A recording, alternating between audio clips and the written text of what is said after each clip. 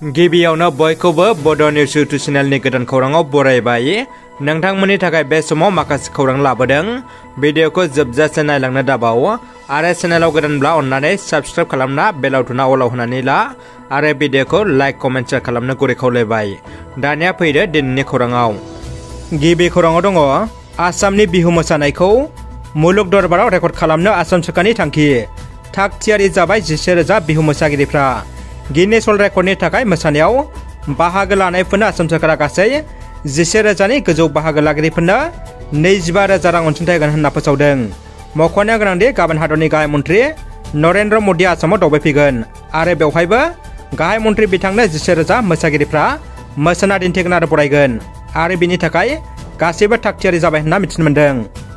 थाखो 6निफ्राय सानखान्थि आरो बिगियान आयदाखौ आसाम सोलोंथाइ बिफाना इंराजि बिजोङाव जाबसिननानै होनो नाजानायनि बर' फरायसा आफाद आरो बर' थुनलाइ आफादा हेंथायै गसंथेनायलाय आसामनि सोलोंथाइ मन्त्रि रनज पेगुआ मैया 12 एप्रिल खालारखालि सावरायनो लेंहरदोंब्लाबो सावरायनाया जेबो जाफुंसार जायाखैसै।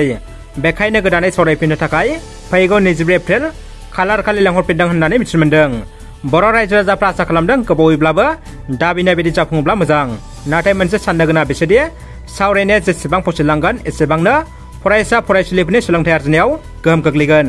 मानोना दाननै दानथाम बारलांनाय उनावसो सावरायनाया जाफुङोब्ला फरायसाफोरनो बिजाब राननायाव दिनबो जालांगोन आरो थाखोआव फरा फोरोंनायाबो लोरबां जागोन। माने सावरायनाया रोखा जाथ'वाखै होननानै खायसे फोरोंगिरिफ्रा फरा फोरोङाबो जानो हागौ। बेखायनो जेसेबां हायो थाबैनो सावरायनाया जाफुङोब्ला गाहाम जागोन होनना बर' रायजो राजाफ्रा मिजिंथिदों। धृतराष्ट्रआ कला आंगुरनि बानजायनायाव गोदान दैलाजान जोंमा आफादजों खुंफुंजानो गोनां रंजालि बैसागो फोरबोजों लोब्बा लाखिनानै बेसेन नाङै खाम सिफुं दामनाय मोसानाय फोरोंनाय मावबादा हाबाफारिया सोलिगासिनो दङ। बाक्सा जिल्लानि सिमला थानानि सिङाव गोदान दैलाजान गामिनि जोंमा आफादजों खुंफुंजानो गोनां 14थि रंजालि बैसागो फोरबो फालिनो थाखाय 2 एप्रिल दाननि 16 खालार एबा बैसाग दाननि 2 खालार खालि दोलै नोगोरै गाजा गोमजायै खुंफुंनो लाहार फाहार खालामनायजों लोगोसे बेसेन नाङै खाम सिफुं दामनाय मोसानाय फोरोंनाय मावबादा हाबाफारिया सोलिगासिनो दङ। बिके क्रिएशन्स प्रेजेन्टनि गोदानै दैमा सेर मेथाइनि भिडिअखौ बाक्सा जिल्लानि केसि सिमला मिउजिक स्कुल लांगोनायाव बेखेवनानै होबाय मुंदांखा मेथाइ रोजाबगिरि सुलेखा बसुमतारिया। गिबियाव असमिया रावाव कनिन्द्र कुमार नाथ बिथाङा जियाहुतिर पार मुंजों मेथाइखौ लिरनानै मुंदांखा मेथाइ रोजाबगिरि गायत्री हाजरिकाखौ रोजाबहोनानै दिहुनजेननाय जादोंमोन। बेनि उनाव जियाहुतिर पारखौ दैमा सेर मुङै बर'नि मुंदांखा मिउजिक दिथागिरि हरेश्वर स्वर्गियारिया राव सोलायनानै बर'नि मुंदांखा मेथाइ रोजाबगिरि सुलेखा बसुमतारिखौ रोजाबहोदों। दिथागिरि महरै तपन दासनि दिथा होनायाव लोगोसे बिमल देब मेदिनि देंखो होनायाव बर'नि मुंदांखा मेथाइ रोजाबगिरि सुलेखा बसुमतारिया रोजाबदों। लोगोसे दैमा सेर मेथाइनि भिडिअआव अभिजित बर्मननि दिथा होनायाव आरो अन्जन देखा करिय'ग्राफ खालामनायाव फाव खालामदों अर्णब बयान लिजा बरा बिथांमोना। बे मेथाइनि शुटिंखौ दुमनि साहा बागाननि साखाथि फाखाथि आरो गुवाहाटी टाउननि साखाथि फाखाथि ओनसोलाव लानाय जादों। लोगोसे दिनै बिके क्रिएशन प्रेजेन्टनि गोदानै दैमा सेर मेथाइनि भिडिअखौ बाक्सा जिल्लानि केसि सिमला मिउजिक स्कुल लांगोनायाव बर'नि मुंदांखा मेथाइ रोजाबगिरि सुलेखा बसुमतारिनि आखाइजों बेखेवनाय जायो। नोंथांमोना दैमा सेर मेथाइनि भिडिअखौ बिके क्रिएशन्स प्रेजेन्ट इउटुब चेनेलाव नुनो एबा नायनो हासिगोन। दानिया फैदो गुबुन मोनसे खौराङाव।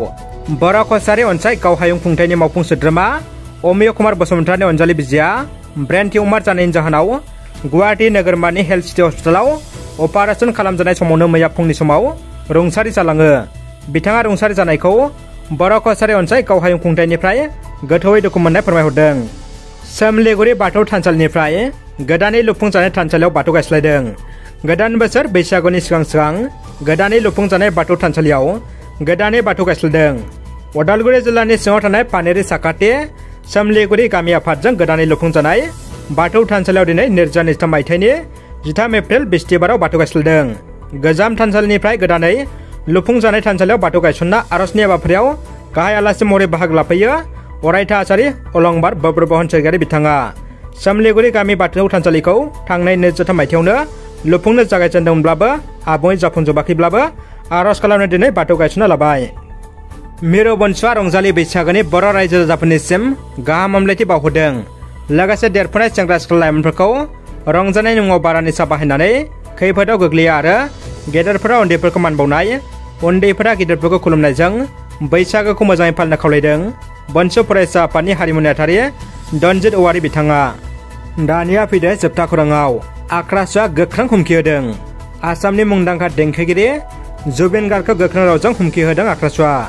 जुबिन गार्गआ जेब्लासिम खसरा संसि हारननि माबिया अब्लासिम जुबिन गार्गखौ बङाइगावजों लोगोसे मैखोम राजबंसि थानाय ओनसोलाव हाबहोआ एबा फांसनाव मेथाइ खननो होनना गोख्रों हेंथा होदों। मख'नो गोनांदि फैगौ 14 एप्रिलाव मुंदांखा देंखोगिरि जुबिन गार्गआ बङाइगाव गान्धी मैदानाव मेथाइ रोजाबफैगोनखौ गोख्रों हेंथा होदों राजबंसि फरायसा आफाद आरो गुबुन गुबुन गौथुमफोरा। आक्रासनि बे हुमखिखौ बङाइगाव पुलिस बिफाना जुबिन गार्गखौ हेंथा होनायखौ बोखांना लानो खावलायो आरो रायजो राजाफोरखौ बैसागुखौ जुबिन गार्गजों रंजाहोनो खावलायो आरो जुबिन गार्गनि बे प्रग्रामखौ जेरैखि जाफुंहोगोन होननानै पुलिस बिफाना बुंथियो।